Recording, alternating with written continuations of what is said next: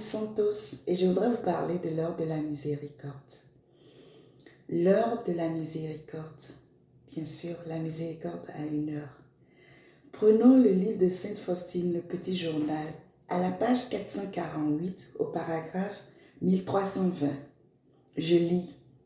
À 3 heures, implore ma miséricorde, tout particulièrement pour les pécheurs, et ne fût-ce que pour un bref instant. Plonge-toi dans ma passion, en particulier dans mon abandon au moment de mon agonie. C'est là une heure de grande miséricorde pour le monde entier. Je te laisserai pénétrer ma mortelle tristesse.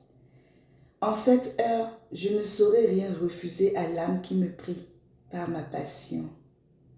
C'est beau, hein? Le Seigneur fait une promesse. Dans le livre de Malachie, le Seigneur dira « Mettez-moi à l'épreuve, et vous verrez si je n'ouvrirai pas pour vous les écluses des cieux. » Est-ce que les écluses des cieux n'est pas la miséricorde? Plus haut, dans le paragraphe 1319, Sainte Faustine dit « Tu as rendu l'esprit, Jésus, mais la source de la vie a jailli pour les âmes et un océan de miséricorde s'est ouvert pour le monde entier. Ô source de vie, insondable miséricorde divine, étreins le monde entier et submerge-nous. » C'est plus que beau. Et moi, je me la suis imaginé, cette immersion de l'humanité dans la divine miséricorde. Imaginez, nous avons le méridien de Greenwich et quand on va à droite, on a 1 heure de plus, quand on recule, 1 heure de moins. Donc, je me suis imaginé, dans chaque pays, à 15 heures, si par des petits groupes éparpillés sur chaque territoire, nous récitons la divine miséricorde, ça veut dire que toutes les 1 heure, toutes les 60 minutes, il y a une voix qui s'élève vers le Père pour réciter la miséricorde à 3 heures. 3 heures. Voilà l'heure de la miséricorde. Les Québécois disent 3 heures. Et nous, chez nous, on dit il est 15 heures.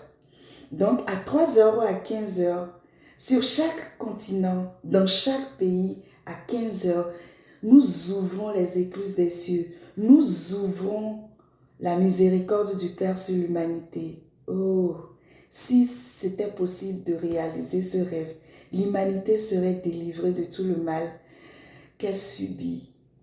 Moi, je suis une grande rêveuse. Je pourrais parler jusqu'à ne plus en finir. Mais je dois terminer.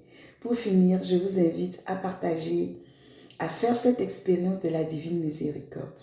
Moi, je l'ai faite sur 1 an. J'ai vu des changements dans ma vie. J'ai pu avoir la grâce et la capacité de ne plus me mettre en colère et de parler à tout vent. Comme Sainte Faustine l'a décrit dans son livre, j'ai appris à tenir ma langue. Ça, c'est une grande grâce. Soyez bénis et que la miséricorde de Dieu nous enveloppe. Bye!